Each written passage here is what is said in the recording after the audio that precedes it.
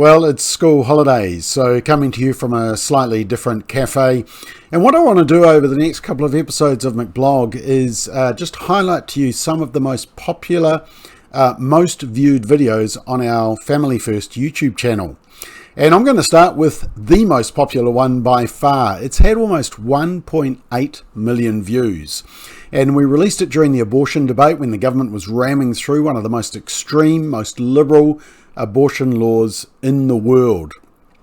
And it's an interview with Dr. Norman MacLean. Now, at the very beginning of his career, he performed about 200 abortions, but then he said he would do no more, and over his 40-year career, he did about 8,000 live births. Some of them were caesarian. And what he does in this video is he explains what a first trimester surgical abortion involves, which is the most common form of abortion procedure in New Zealand. In fact, there's been about 30,000 in the last 3 years. So this is a very common procedure, but you will see for yourself exactly what a first trimester surgical abortion involves. It's not pretty watching, but the simple claim, as you will see at the start, if people are going to defend abortion, then they need to know what they're trying to defend. So here we go. This is Dr. Norman MacLean. It's our most viewed video on the Family First YouTube channel, 1.8 million views.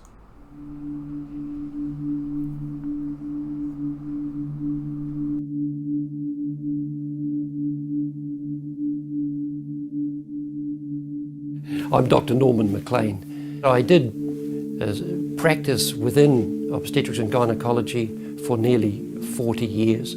I've done in the area of maybe 8,000 births. That would include maybe 2,000 caesarean sections.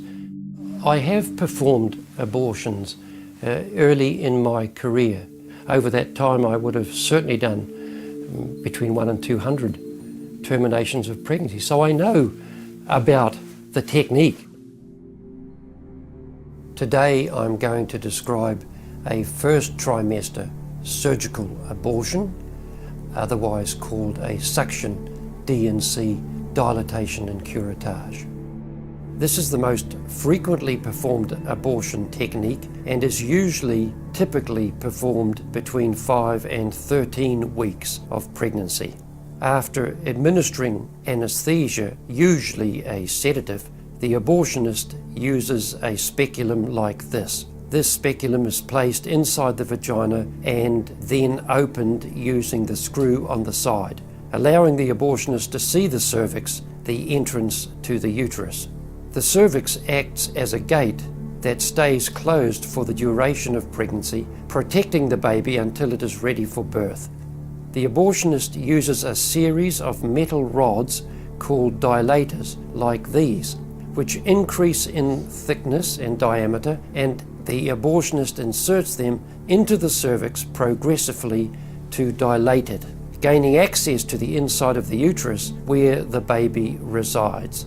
At this stage of pregnancy, the baby has a heartbeat, fingers, arms, and legs, but its bones are still weak and fragile. After the cervix is dilated, the abortionist will insert a suction catheter similar to this. This is a clear plastic catheter, firm, which has a hole through which the contents of the uterus are sucked, and these contents are dragged down and into either a syringe of this nature, a plastic syringe, which can exert considerable force, or connected to a vacuum extractor, a mechanical electrical vacuum extractor. The suction machine has a force 10 to 20 times more powerful than the usual household vacuum cleaner. And using this technique, the baby is rapidly torn apart by the force of the suction and squeezed through the tubing, down the suction tube into the syringe or vacuum machine. Following the baby, the placenta is sucked out of the womb. Because the procedure is blind, that is, the abortionist is simply feeling what he is doing within the womb. One of the common problems is getting everything out, so that it's not unusual for parts of the baby to remain within the womb and parts of the placenta, which feed the baby, remain within the womb. This can lead to ongoing bleeding and infection. And in an attempt to prevent this, the abortionist will use a curette to scrape the lining of the uterus. A curette is basically a long-handled curved blade. Once the uterus is empty, the speculum is removed and the abortion is complete. The risks of suction D&C include damage to the organs, for example, perforation of the uterus or laceration of the cervix. Potentially, injury can occur to the intestines, the bladder, or nearby blood vessels. Hemorrhage and infection can occur, and in rare instances, even death. Future pregnancies are also at greater risk for loss or premature delivery due to abortion-related injury to the cervix or uterus. I stopped doing abortions because I realized this is not right. This is not what I should be doing. This is not the medicine, the life-giving, healing medicine that I wanted to practice. And from that day, I stopped.